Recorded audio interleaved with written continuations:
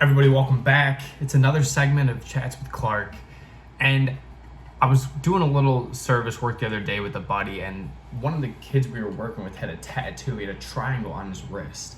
And, he was hammering something, and I noticed, I'm like, hey, oh, what's your tattoo? Nothing crazy. And he said that, terribly, that his father had passed away, but his explanation for the tattoo is that the triangle was the most strong geometric figure.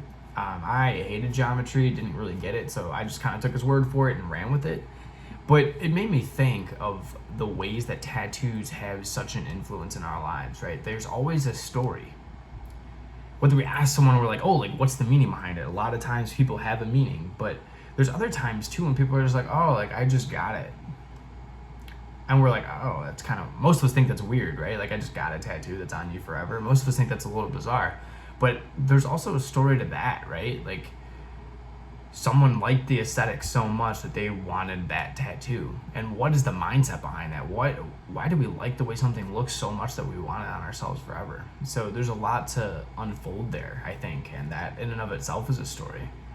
Of course, you can go into things aren't always as they appear and that whole 9 yards there. But I just was thinking, I'm like, man, tattoos are kind of cool. I don't know. I'm not going to get one. I don't have any intentions of getting one, but I'm enthralled by the stories behind them and the ways that people crave the individuality, right? I think tattoos are so big right now because individuality and proposing that we should all focus on ourselves is so big right now. So I think that when you get a tattoo on yourself, you are saying, I either agree with how this looks so much, or I agree with what is being said by this tattoo so much that I want to be forever a billboard for it, almost. And that's something. There's something there that's pretty interesting. And they're expensive. I don't know. Of course they're expensive. It makes sense that for such fine art, we want things to be expensive. And of course, the better you want it, the more colored you want it, the more full you want, the more it is. We have to invest in ourselves. I think a tattoo is, for a lot of people, an investment in themselves. They believe in the Bible verse so much that they want to put it on themselves. They believe that the triangle reminds them to be strong and of strength, to be those pillars of strength like their dad. People get paw prints for their lost pet that shaped their lives. There's a lot of great stories that come from tattoos, and I think that's what is so intriguing about them.